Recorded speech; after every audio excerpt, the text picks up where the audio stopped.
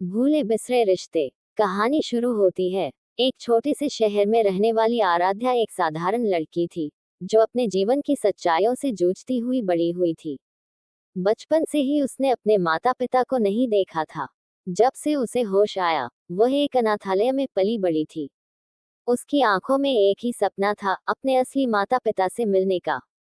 हर साल जन्मदिन पर वह भगवान से सिर्फ एक ही दुआ मांगती, मुझे मेरे अपने मिल जाएं।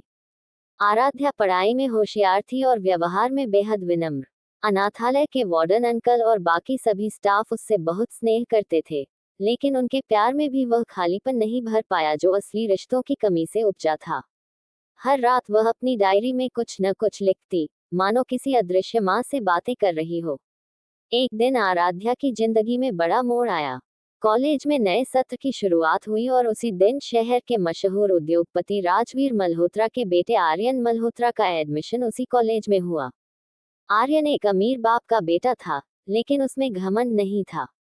वह सीधे सादे स्वभाव का लड़का था, जो अपने पापा की छाया से अलग खुद की पहचान बनाना चाहता था।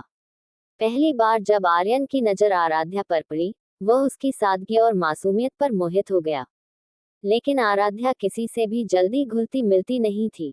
उसे अपनापन दिखाने वाले लोग अक्सर उसे बीच रास्ते छोड़ गए थे, इसलिए वह किसी भी रिश्ते को स्वीकारने में झिझकती थी। समय बीतता गया। आर्यन धीरे धीरे उसके करीब आया।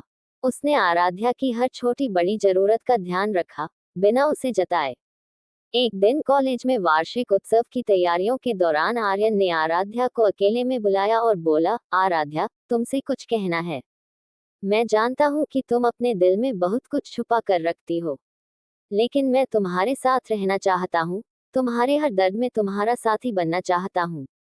आराध्या कुछ नहीं बोली। उसकी आंखों में आंसू थे, लेकिन होठों पर खामोशी थी। वह बस धीरे से मुस्कुरा दी।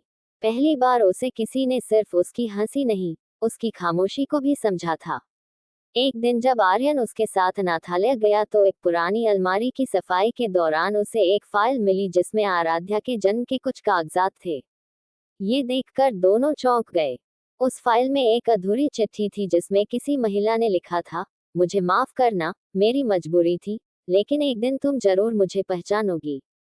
तुम्हारी माँ। ये पढ़कर आराध्या की आंखों से आंसू रुकने का नाम नहीं ले रहे थे। आर्यन ने उसी दिन अपने पिता से कहा कि वह इस मामले की पूरी तह तक जाना चाहता है। राजवीर मल्होत्रा ने पहले तो इस बात को टालने की कोशिश की, लेकिन जब आर्यन ने जिद की तो उन्होंने कुछ ऐसा बताया जिसे सुनकर आर्यन को झटका लगा। राजवीर ने बताया कि कई साल पहले उनके ऑफिस में एक युवती काम करती थी जिसका नाम स्नेहा था। वह एक बहुत मेहनती और ईमानदार महिला थी, लेकिन एक दिन अचानक उसने ऑफिस छोड़ दिया और फिर कभी नहीं लौटी। कुछ महीनों बाद खबर मिली कि उसने एक बेटी को जन्म दिया और किसी मजबूरी के चलते उसे अनाथालय में छोड़ दिया। आर्यन ने जब स्नेहा की पुरानी तस्वीर देखी, तो वह स्तब्ध रह गया। वह तस्वीर हूबहू आराध्या से मिलती थी। वह तुरंत आराध्या को लेकर उस पते पर गया जो फाइल में दर्ज था। वहां पहुंचने पर एक बूढ़ी औरत ने दरवाजा खोला। उसने जैसे ही आराध्या को देखा, उसकी आंखों से आंसू बहने लगे। वह कांपती आवाज में बोली, बेटी आराध्या, तू सच में वापस आ गई। आराध्या अवाक रह गई। वह कुछ बोल नहीं पाई। वह बूढ़ी औरत उसकी नानी थी। उन्होंने बताया कि उसकी माँ स्नेहा अब इस दुनिया में नहीं है, लेकिन उसने अपनी आखिरी सांस तक अपनी बेटी की याद में एक दिया जलाकर रखा था। वह दिन आराध्या की जिंदगी का सबसे भावुक दिन था। उसे उसके अपने मिल गए थे, भले ही अधूरे ही सही, लेकिन उसकी पहचान पूरी हो गई थी। उसने अपनी माँ की तस्वीर के सामने जाकर कहा, माँ, मैं आ गई। मैं अब कभी अकेली नहीं रहूंगी। समय के साथ आर्यन और आराध्या की नजदीकियां और भी गहरी हो गईं। एक साल बाद उन्होंने शादी कर ली। आराध्या अब अपने जीवन में खुश थी, लेकिन वह हर साल अनाथालय जाकर उन बच्चों के लिए उपहार और किताबें देती जो आज भी अपनों की तलाश में हैं।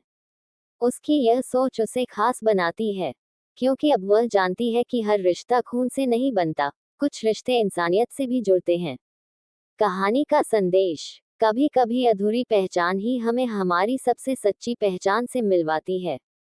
जिंदगी की हर अधूरी कहानी का अंत हो सकता है, अगर हम उम्मीद करना न छोड़ें। अंत में एक छोटी सी गुजारिश।